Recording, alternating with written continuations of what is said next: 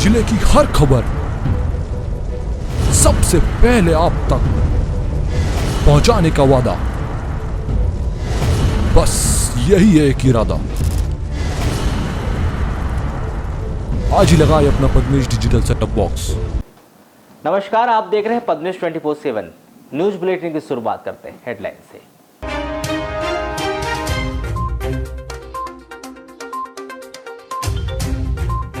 लालबरा के तहसील कार्यालय में पटवारी 9,000 रुपए की रिश्वत लेते हुए गिरफ्तार। जबलपुर की लोकायुक्त टीम ने की कार्रवाई। जमीन के फौती नामांतरण के लिए शिकायतकर्ता से पटवारी ने मांगा था 18,000 रुपए की रिश्वत।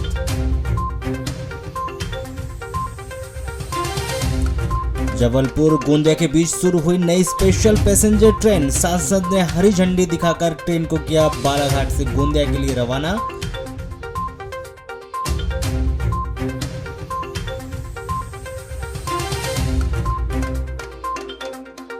लांजी के पर्यटन स्थल गांगजी राजा में पिकनिक मनाने गए 2 युवकों की सोन नदी में नहाते समय पानी में डूबने से हुई मौत। 2 घंटे की कड़ी मशक्कत के बाद एसडीआरएफ की टीम ने रेस्क्यू कर बाहर निकाले दोनों युवकों का शव। शासन से अनुबंध वाली बसों पर कार्रवाई। यातायात पुलिस ने 2 बसों में लगाया लॉक। निर्धारित समय के पहले बस स्टैंड में बसें खड़ी किए जाने को लेकर की गई कार्रवाई से बसों का कार्य संभालने वाले एजेंटों में काफी देखा गया रोष। मोती तालाब परिसर को ही बना दिया गया अस्थायी डंपिंग यार्ड। 15 दिनों पूर्व तालाब से ट्रैक पर फेंकी गई जलकुंभी बनी परेशानी का सबब। मॉर्निंग इवनिंग वॉक पर आने वाले लोगों ने जताई आपत्ति।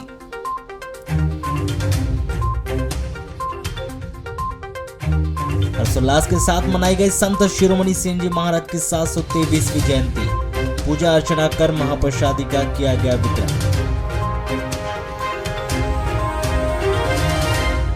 वाराणसी नगर के सबसे व्यस्ततम मार्ग पशुमार रामपाली चौक, जिसे स्थानीय भाषा में कॉलेज चौक के नाम पर भी पहचाना जाता है, गर्रा नवेगांव मार्ग बनने के बाद से ही इस मार्ग पर बहुतायत संख्या में आवागमन होता ही रहता है। कॉलेज चौक के पास ही जिले का सबसे पुराना शासकीय महाविद्यालय है, जहां पूरे 60 ग्राम पंचायत जो वाराणसी जनपद पंचायत के अंतर्गत आते हैं, यहाँ के काफ़ी छात्र छात्राएं विद्या अध्ययन करने के लिए यहाँ आते हैं।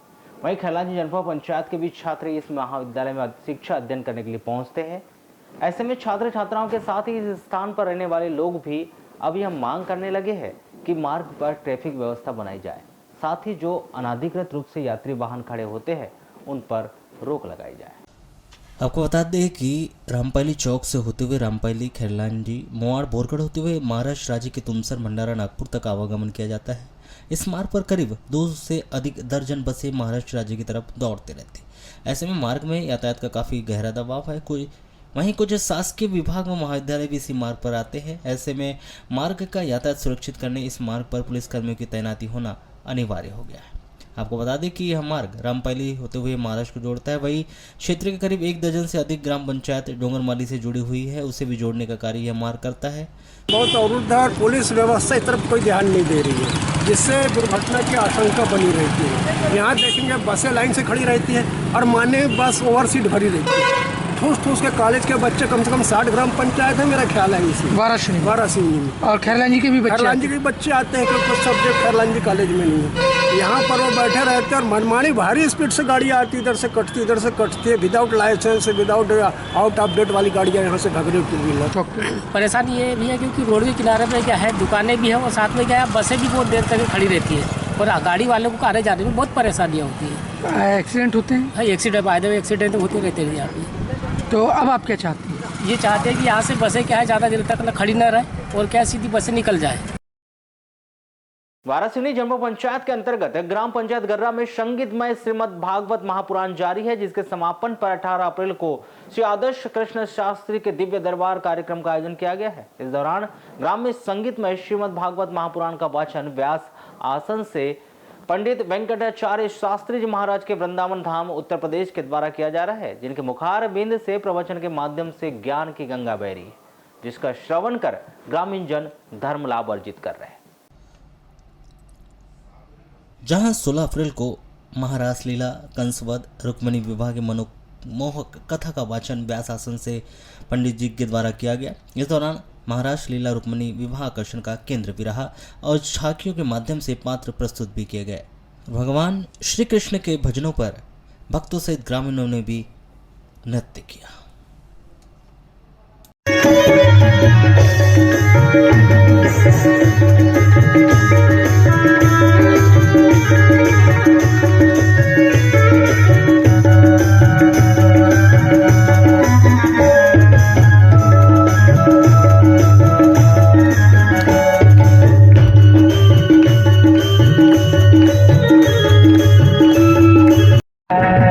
आई शरद पूनम की रात, मधुबन में मचो महारा, रात रचो है यमुना किनारे महाराज रचो है, रात रचो है यमुना किनारे महाराज रचो है। आई शरद पूनम की रात।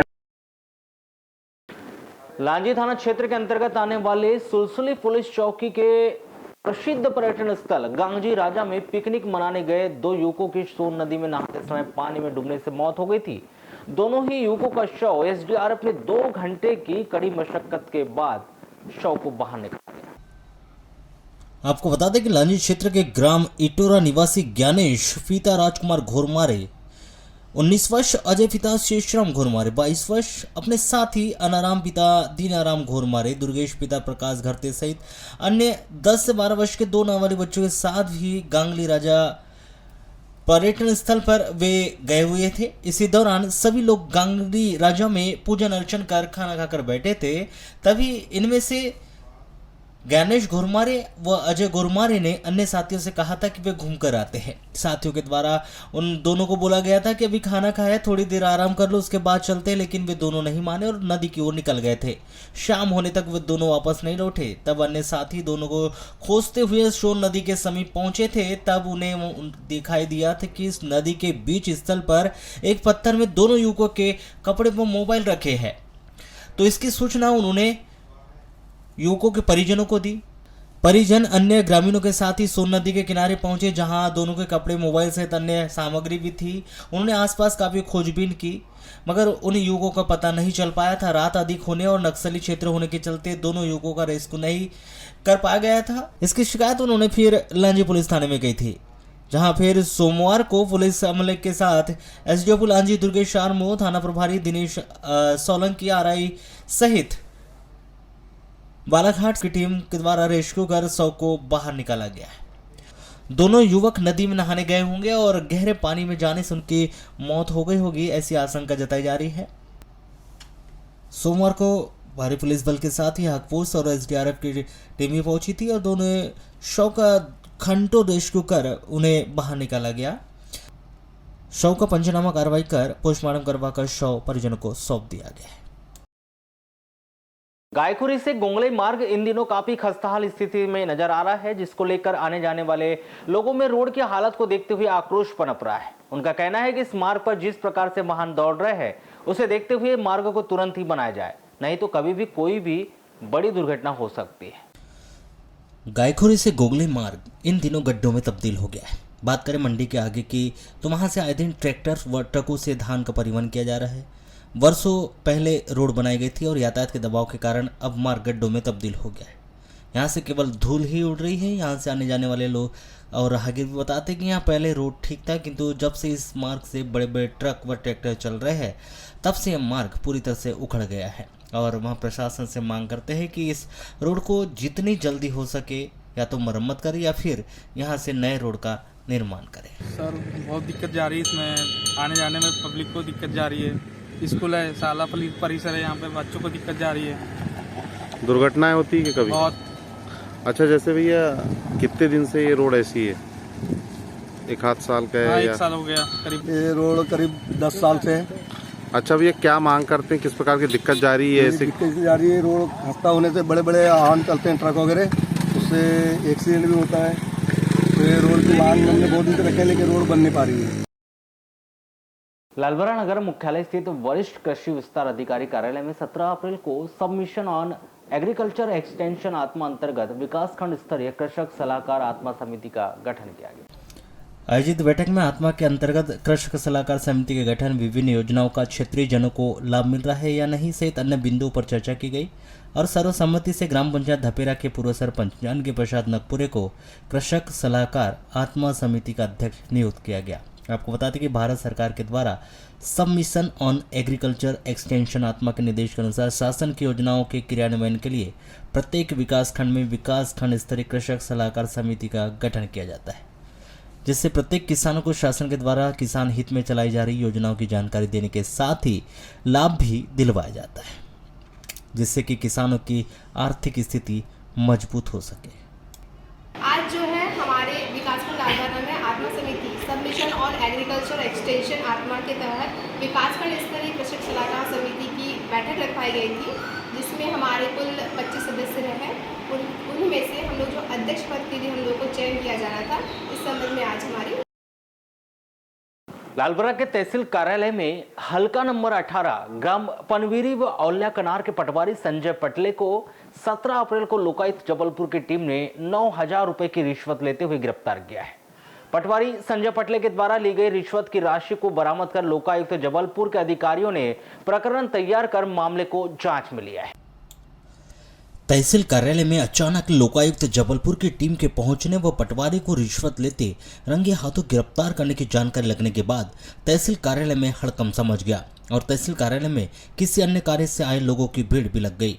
वहीं तहसील कार्यालय में पहुंचे ग्रामीण जनों ने अपने अपने स्तर पर कार्यवाही की सराहना करते हुए भी नजर आए और कहा कि अन्य कर्मचारी भी आमजनों का काम समय पर नहीं करते, पर रुपयों की मांग कर उन्हें जबरदस्ती परेशान किया जाता है। ऐसे अधिकारी कर्मचारी पर भी कार्रवाई होनी चाहिए।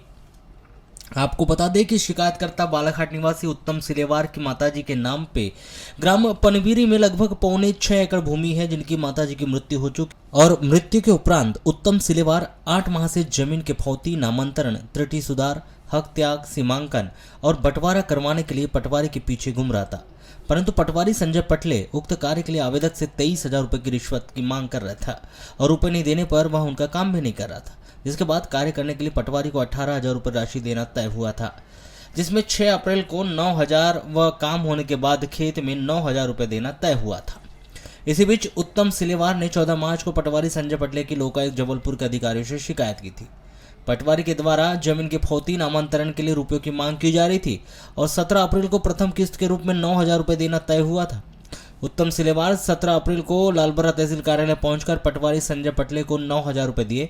इसी दौरान लोकायुक्त जबलपुर के अधिकारियों ने पटवारी को 9,000 रुपये की रिश्वत लेते हुए रंगे हाथों गिरफ्तार कर लिया और पटवारी संजय पटले को अभिरक्षा में लेकर पूछताछ कर आवश्यक कार्रवाई की। अचानक तहसील कार्यालय में लोकायुक्त जबलपुर टीम के अधिकारियों के पहुंचने व पटवारी संजय पटले को 9,000 रुपये की रिश्वत लेते हुए गिरफ्तार करने के बाद तहसील कार्यालय में हड़कंप। नामांकन के लिए आवेदन किया था आज से 8 महीने पहले, उसमें आज 8 महीने 7 महीने में किया था। तो अभी तक कि मेरा काम नहीं हुआ, एक भी जगह बुलाते रहे। पटवारी कौन था? पटवारी यही थे शायद संजय पटले। जैसे आप बालाघाट रह रहे हैं तो अपनी आपकी ज़मीन यही थी क्या? जमीन मेरा है ना पनवीरी में। किसके नाम से जमीन? जमीन मदर के नाम से थी। मदर अभी जगह थे यार?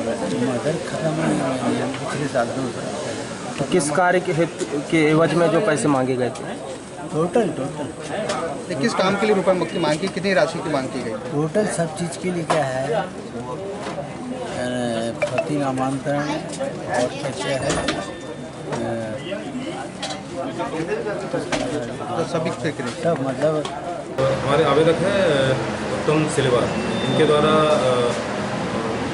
14 मार्च को लोकायुक्त कार्यालय जबलपुर आकर के शिकायत की गई थी कि उनकी माताजी के नाम से जो ज़मीन है पनवीरी में, उसका फौती कटना था, नामांतरण होना था, त्रुटि सुधार होना और हक त्याग और सीमांकन और बंटवारा करना, इन कार्यों के कराने के एवज में पटवारी संजय पटले द्वारा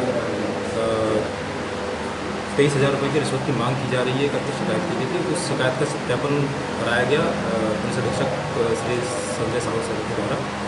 शिकायत सत्यापन में 18,000 रुपये की रिश्वत की मांग की पुष्टि हुई थी, जिसमें से प्रथम किस्त के तौर पर आज 9,000 रुपये रिश्वत लेते हुए तहसील कार्यालय लाल बत्रा में पटवारी संजय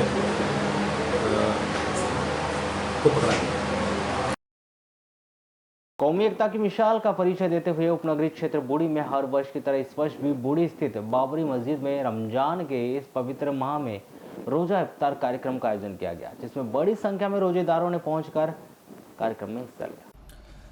रमजान के इस पवित्र माह में कौमी एकता का परिचय देते हुए पूर्व नगर पालिका उपाध्यक्ष अनिल सोनी के द्वारा उपनगरीय क्षेत्र बूढ़ी में प्रतिवर्ष के अनुसार इस वर्ष भी रोजा इफ्तार कार्यक्रम का आयोजन किया गया, जिसमें बाबरी मस्जिद बूढ़ी में शहर की सुख समृद्धि व खुशहाली के लिए बड़ी संख्या में पहुंचे रोजा इफ्तार कार्यक्रम में रोजेदारों ने हिस्सा लिया। वह सर्वप्रथम रोजेदारों को रोजा इफ्तार कराया गया। इसके बाद मैदान में रोजेदारों के द्वारा नमाज अदा कर सभी की सलामती की दुआएं भी मांगी गई। उर्दू भाषा का शब्द शब ए कद्र दो शब्दों से मिलकर बना है। जहां शब का हिंदी अर्थ रात है तो वहीं कद्र का अर्थ जिसकी कद्र की जाए होता है, अर्थात ऐसी रात जिसकी कद्र की जाए शब ए कद्र कहलाती है। रमजान माह के अंतिम पड़ाव में यह रात मंगलवार को आ रही है, जहां मुस्लिम समाज के लोग पूरी रात जागकर विशेष नमाज, तिलावत कुरान और अन्य इबादतों में गुजार कर एक अल्लाह से अपनी मगफिरत की दुआएं मांगेंगे। साथ ही मुस्लिम समाज के द्वारा इस विशेष रात में इबादत कर गुनाहों से निजात और मगफिरत की दुआएं मांगी जाएगी। आपको बताएं कि रमजान शरीफ के आखिरी अशरे में नेमतों की यह रात शब ए कद्र आती है, जिसके ठीक 3 दिन बाद चांद की तस्दीक कर ईद का त्यौहार मनाया जाता है। जहां 29वां चांद दिखने पर 22 अप्रैल को तो वहीं 30वां चांद दिखने पर 23 अप्रैल को रमजान ईद मनाई जाएगी, जिसकी तैयारियां मुस्लिम समाज के द्वारा शुरू कर दी गई है।